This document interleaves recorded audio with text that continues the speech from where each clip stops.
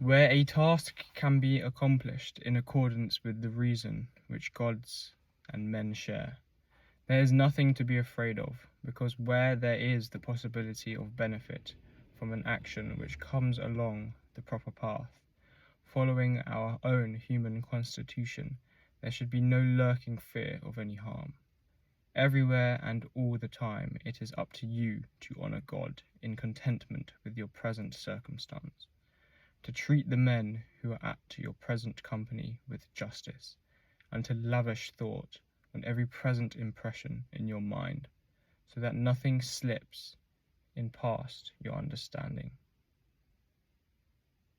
Do not look around at the directing minds of other people, but keep looking straight ahead to where nature is leading you, both universal nature, in what happens to you, and your own nature, in what you must do yourself. Every creature must do what follows from its own constitution. The rest of creation is constituted to serve rational beings, just as in everything else in the lower exists for the higher. But rational beings are here to serve each other, so the main principle in man's constitution is the social.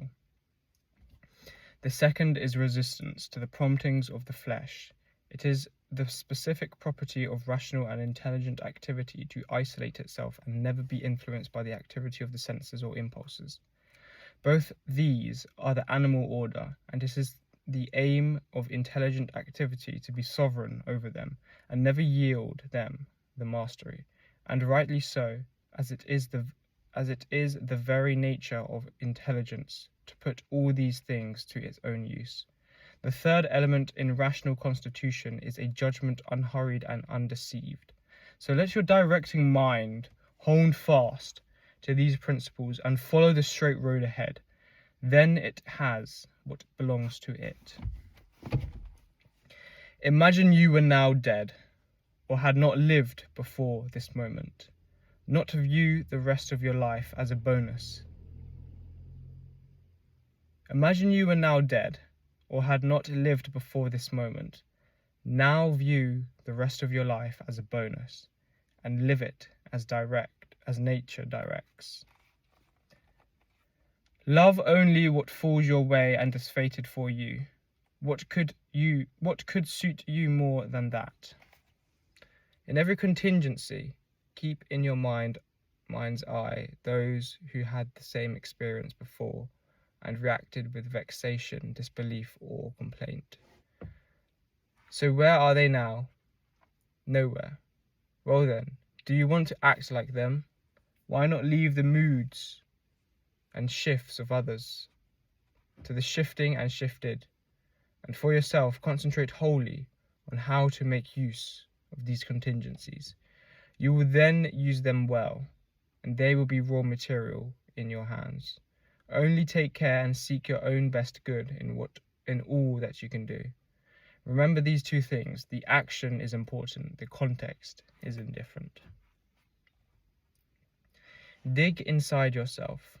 Inside there is a spring of goodness, ready to gush at any moment if you keep digging. The body, too, should stay firmly composed and not fling itself about either in motion or at rest, just as the mind displays qualities in the face, keeping it intelligent and attractive. Something similar should be required of the whole body, but all this should be secured without making any obvious point of it. The art of living is more like wrestling than dancing, in that it stands ready for what comes and is not thrown by the unforeseen. All the time you should consider who are these people, whose endorsement you wish, and what are the minds that direct them. When you look into the sources of their judgment and impulse, you will not blame their unwitting error, nor will you feel the need of their endorsement. No soul, says Plato, likes to be robbed of truth. No soul, says Plato, likes to be robbed of truth, and the same holds of justice, moderation, kindness, and all such virtues, essential that you should keep this constantly in your mind. This will make you more gentle to all. Whenever you suffer pain, have ready to hand the thought that pain is not a moral evil and does not harm your governing intelligence. Pain can do no damage either to its rational or to its social nature. In most causes of pain, you should be helped too by the saying of Epicurus, pain is neither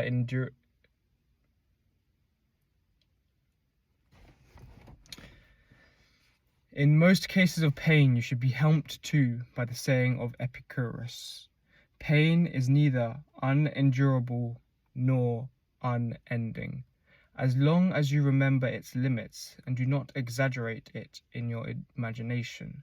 Remember too that many things we find disagreeable are the unrecognized analogues of pain. Drowsiness, for example, oppressive heat, loss of appetite. So when you find yourself complaining of any of these, say to yourself, you are giving in to pain. Take care that you will never treat the misanthropic as they treat mankind. How do we know that Telag's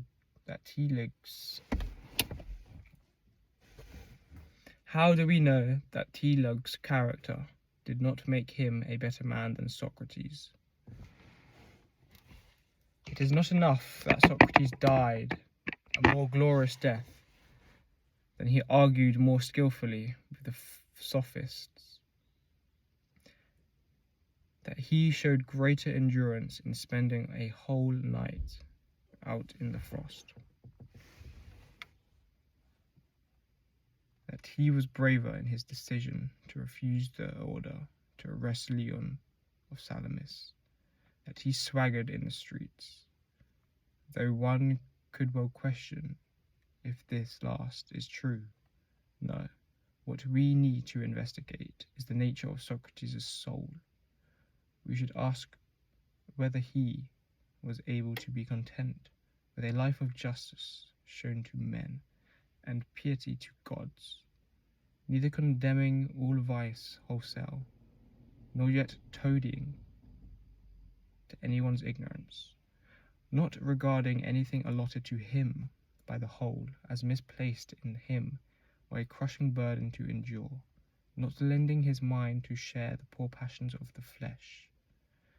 The way nature has blended you into the compound whole does not prevent you drawing a boundary around yourself and keeping what is your own in your own control.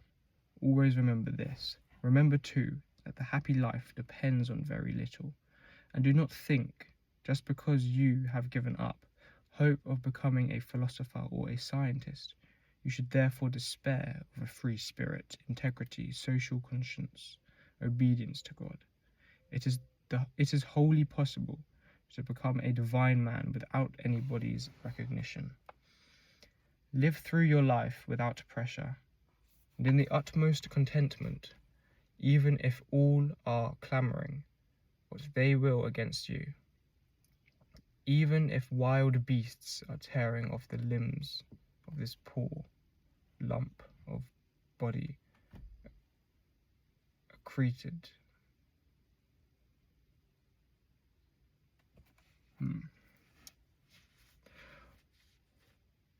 Even if wild beasts are tearing off the limbs of this poor lump of body accreted around you, what in all this prevents the mind from preserving itself in tranquillity, in true judgment of circumstance and readiness to use any event submitted to it? So the judgment says to circumstance, this is what you really are, however different you may conventionally appear. And ready use says to event, I was looking for you. I always take the present moment as raw material for the exercise of rational and social virtue. social virtue. In short, for the art of man or God, because a god or man can assimilate anything that happens, it will not be new or hard to handle, but familiar and easy. Perfection of character is this: to live each day as if it were your last, without frenzy, without apathy, without pretense. The gods, who are free from death, do not resent their need throughout all the length of eternity to tolerate in such numbers such worthless creatures as men. What is more, they even care for them in all sorts of ways, and do you, with the merest time before your own exit, refuse to take the effort, and that when you are one of the worthless creatures yourself. It is ridiculous not to escape from one's own vices, which is possible while trying to escape the vices of others, which is impossible. Whatever the rational and social faculty finds neither intelligent nor to the common good in judges, with good reason, beneath itself. When you have done good and another has benefited, why do you still look, as fools do, for a third thing besides credit for good works, or a return? No one tires of receiving benefit, and action in accordance with nature is your own benefit.